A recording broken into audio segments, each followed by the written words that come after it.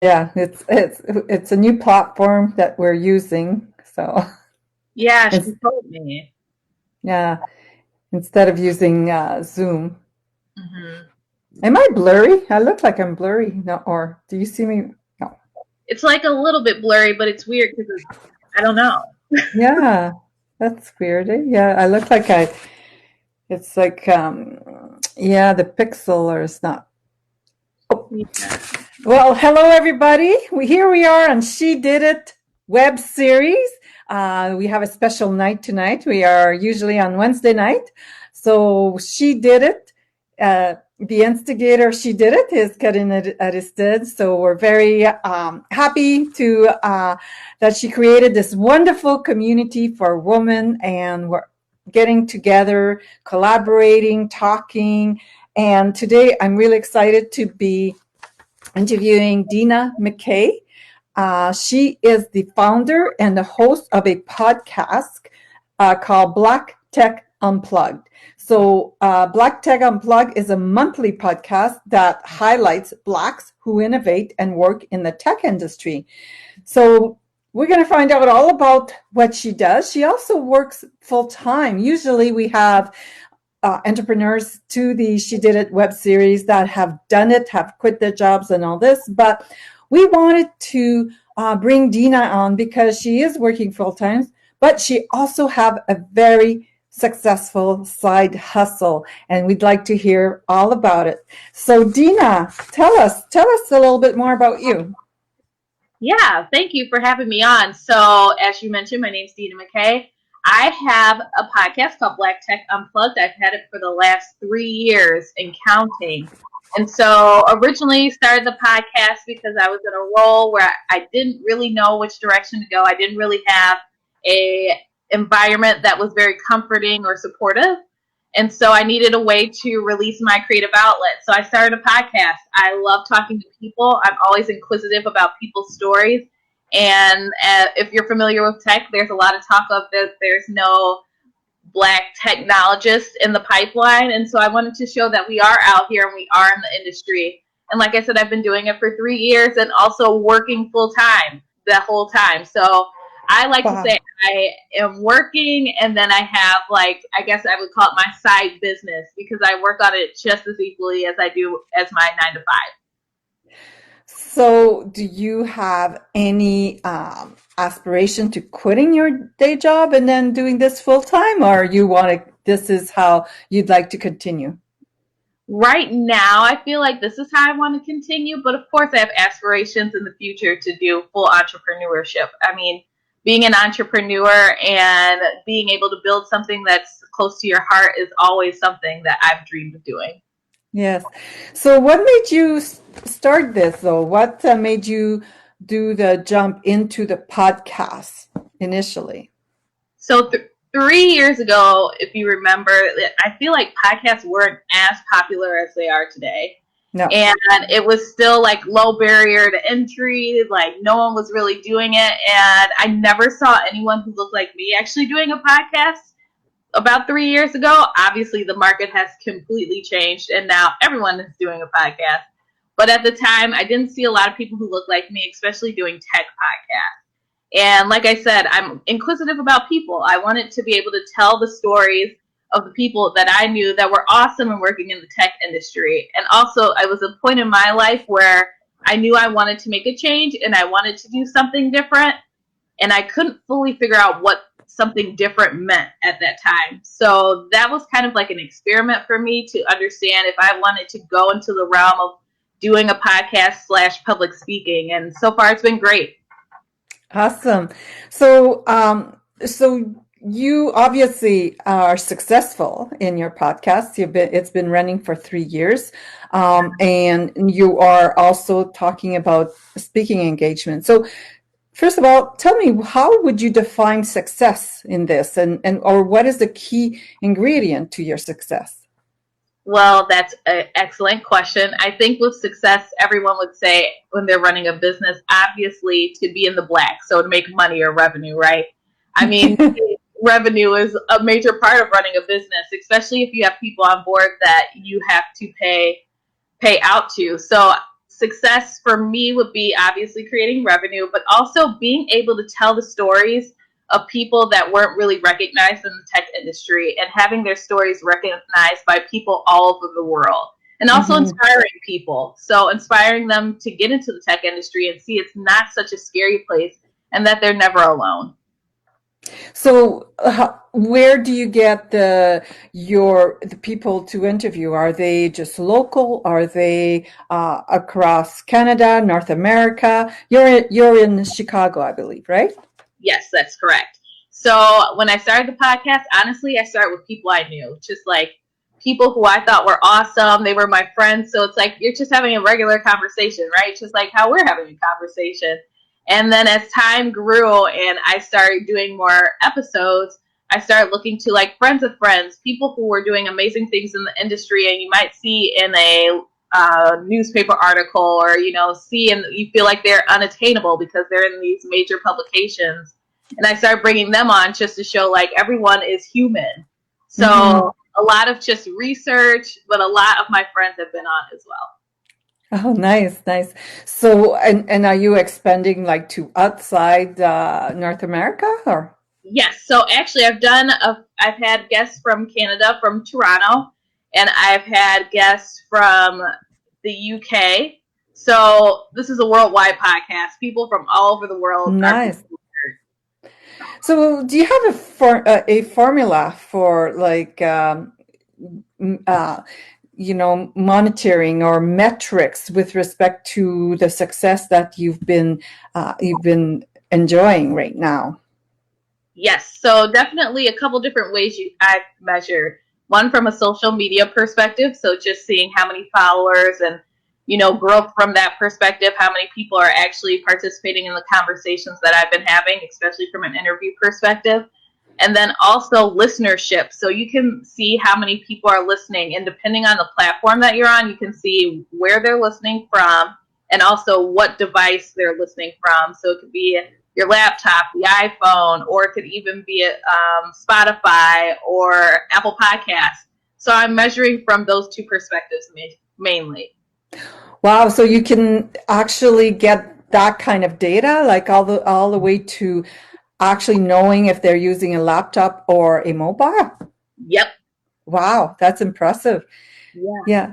So what does that data, what does it tell you, and how do you process that going forward?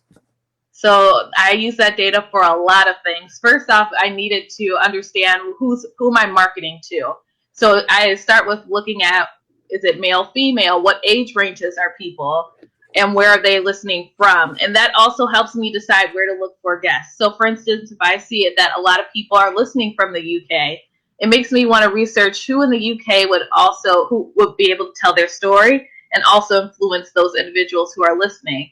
Another way is also making sure that I'm on the right platforms. There's so many different ways to listen to podcasts these days. You can listen to it on, I've named a few, but like Apple Podcasts, you can listen on Spotify, TuneIn, Amazon Music. There's just so many different platforms. So making sure that I'm on the right platforms so that the people who are looking for my podcast or listening to my podcast have access is very important in some of the data that I use to break down.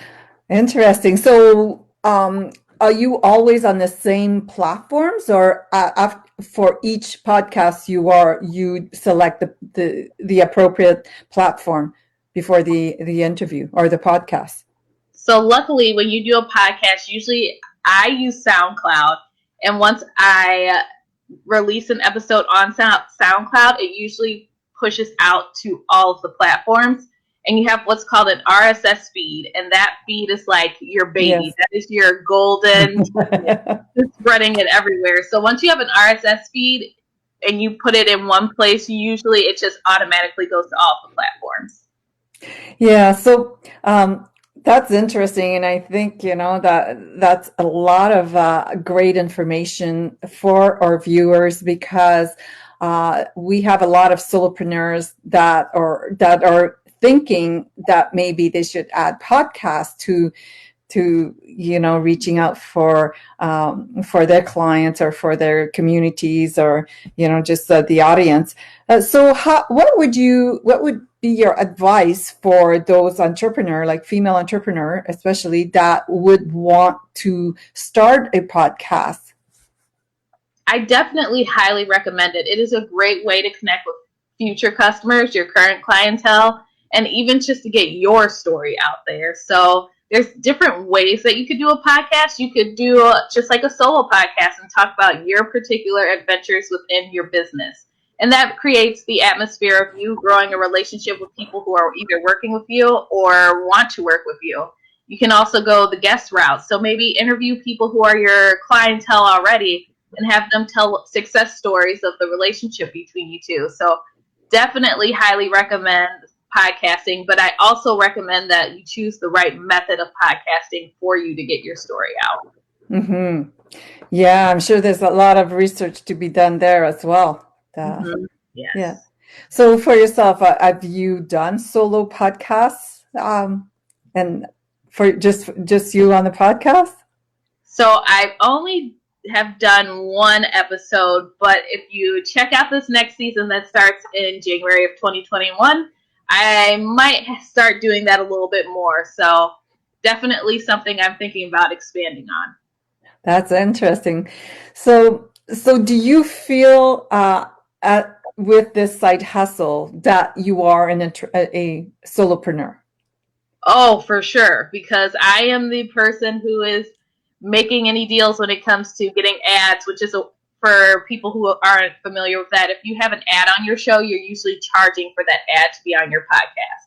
So I'm the person who's making that deal, but I'm also the person who is creating the ad, putting it in the podcast, making the marketing promotion. So it's like I am completely running this like a business, and there's many parts to it. Yes, I have a team around me, but however, it's still run like a business, and things need to have deadlines and things need to be done a certain way. So definitely consider myself a solopreneur. That's awesome. That's awesome. It sounds like you've nailed it, and it keeps growing. So you talked about also having a team with you. So when were you able to add your team with you? So luckily, my team has been in the form of family and friends. And so they've been on my journey and they've seen different ways that they can help out. So we've teamed up and I have them helping me do various things, even if I've had a live podcast before. And for instance, my family and friends were able to help me just like decorate the venue and do things like that. So when I say a team, there's always people who support me in my business and they always are helping from that perspective. From a paying standpoint, I'm still building out a team because as we know, and especially with this current economic climate, it's hard to hold a team to pay someone that you pay consistently. So still building that up based on the continuing growing ship from a listener perspective and business perspective of Black Tech Unplugged. Wow, that's awesome. So what about, can you share with us some of the failures that you have had to go through, or lessons learned that you've had to learn from them, like going from your failures from when you started to now? Yes, definitely. One thing is having the right people around you. There's going to be numerous people who want to help or, want to become part of the team, but are they a right fit for the business is something that I've learned. Not everyone has the same vision or agrees with exactly what you're doing, but remember at the end of the day, it's your business. It's your name on it. If anything goes wrong, you're going to be the person that I hate to say to blame, but people are going to be looking at you if something goes wrong. So that's definitely one thing that I've learned on my journey. Another thing is that you cannot do it alone. We always want to think that we can do everything by ourselves, but we can't. We need some form of help, even if it's just letting someone do like contract kind of work. Like if you just need help with your social media, maybe you only need help for a month and a half. But you can't do everything alone. It is just physically and emotionally and spiritually not possible. You need help. So Yes. Those are like two of my main lessons learned during this whole journey. That's awesome. And so, yeah, and it's great. And sometimes like failures or learning opportunities to better ourselves or better our business and keep on going. Yes, definitely. So do you find though, for yourself, like, yes, you have to build a lot of relationship as well, and sometimes, you have to say, you have to let go some of the relationship or build others or build stronger one. So how do you manage all that? That is a great question. I think the best way that I manage it is taking it all in stride. And I say that from the perspective of when you're running a business and you're a woman, you meet people day in and day out, right? But sometimes it's just they're not a fit. And you can't take that as a personal thing. And I think a Mm-hmm. lot of times people take it personally. And Yes. also, one thing that I've learned that is big is don't burn all of your bridges. Even if they can't help you right at that moment, there might be something in the future they can help you with. So don't burn your bridges, but make sure you kind of create that Rolodex. You might not be able to be helpful at that Yes. moment, but you might be able to use them later and keep that connection going. A lot Mm-hmm. of people meet someone and then they don't reach out to them for like 3 years. Make sure you're just having like little contact with people and networking all the time. Yeah, yeah, networking is so important, and the relationship and continuing to develop those relationships. You never know where, maybe sometimes you not either of you ready for collaboration, but you never know in the future when you will, because we're always evolving. We're always in the evolution stage, right? To get to probably 3 years ago, you didn't know that you were going to be where you are today. You had an idea, but it evolved into something probably totally different than what you thought. Right, exactly. And also, I do want to touch on because obviously with COVID, most people are, staying in kind of their little bubble. So it's harder to network a little bit, right? You have to network online. And Yes. actually, because of that, I am doing a class next Wednesday just on like networking, being online and networking remotely. And so it's such a skill that we have to pick up now. But networking remotely and everything that's been going on since March with COVID it's turned my world upside down, but at the same time, I've learned so many lessons of just how to network with people virtually and building that new virtual community. It's amazing. Yeah, and it's expanding like globally as well. We're learning to reach out, even further. And you're right, like COVID is disruption, but it is creating opportunities or for us to put our thinking to be a little bit more creative in the way we do things and come out strong. And so now you're talking about giving classes. So you're doing podcasts and classes and a full-time job. How do you manage all those? Like, how is your day must be full? Okay, my day is full, but I feel like what we've come to learn about what balance is just like not real. Some days, yes, at my job, it takes like my full focus. Maybe I work beyond the 8 hours and I don't really have time to focus on Black Tech Unplugged. But on the weekends, for the most part, I usually don't have to do any work for my 9 to 5. So then I get to focus on Black Tech Unplugged every day. So for me, that's what balance means. Taking the time when I have the time to work on the things that I need to get done. Hmm. Are there some days or weeks where I can feel like, oh, wow, I should have probably did something else? Of course. But balance for me looks like being able to take the available time that I have and making sure everything is all the deadlines that I have are being hit. Hmm. Well, that's impressive. You have to be really well organized and have awesome systems in place and things like that. Well, that's a good thing about my 9 to 5. So I'm called a scrum master, but it's basically a project manager. So I'm used to organizing things and organizing meetings. So I just bring it over to my side hustle and side business, right? Awesome. So, do you also give a lot of classes, like or create a lot of courses? It really depends because of COVID and because people were at home a lot. I was doing more classes. I've partnered with a company called Smart Car. And so one of the first classes that we did was how to land a tech job without experience. So we started with that Okay. and we've done a couple other webinars and classes. So I'm going to continue classes after even after this point. So on in 2021, there will still be classes with Black Tech Unplugged. And so, yeah, that's like something that I've added to the business. Incredible. That's awesome. And yeah, and as you evolve, things, and it's all related to your podcast. And so and it sounds like you're really passionate about that. Yes, definitely a passion of mine, and also helping people to learn that tech isn't scary and how to implement it in their lives is a passion of mine as well that is implemented within the business. So what about getting funded for all this, or do you so are you operating on minimal cash flow, or are you able to make a small income through your podcast? So right now I'm acting on minimal cash flow. So trying to keep it so that people who are listening don't have to pay for episodes or don't have to pay a lot for classes. So right now it's been minimal, but definitely thinking of ways to increase that and start making it into what I would say like a full-fledged business, which is like, continual revenue, and making sure that it gets to a point where when I have a team that I can pay them, every 2 weeks Mm-hmm. and whatnot. So definitely shifting my mindset to a different framework soon.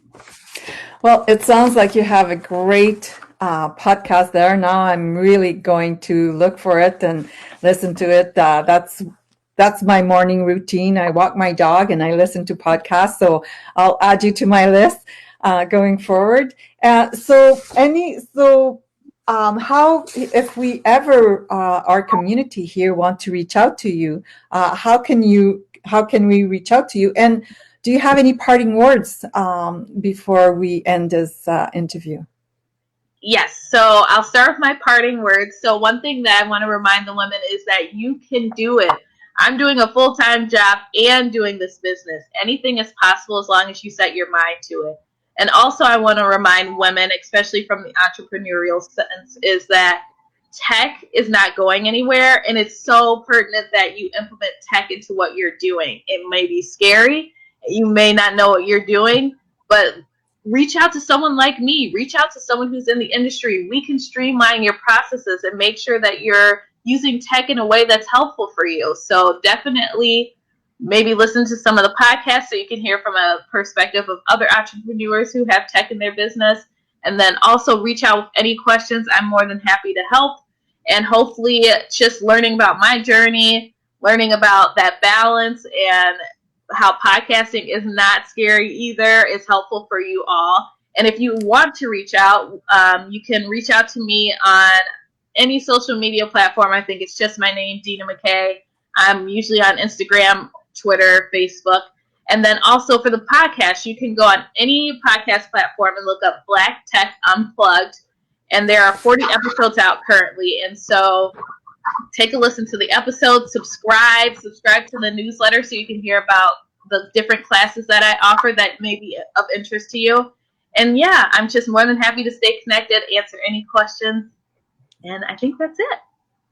That's awesome, Deena. That's awesome. And we're so happy to have you here and to tell us about that, having a side hustle and working full time is possible and can be achieved. And, because a lot of the women in our community, that's what they're doing right now.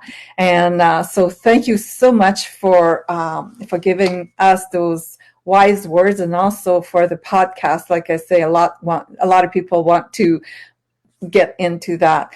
So thank you so much, and we hope to see you again. Maybe you'll come and join us and help us and give us a little course on podcasting or something else.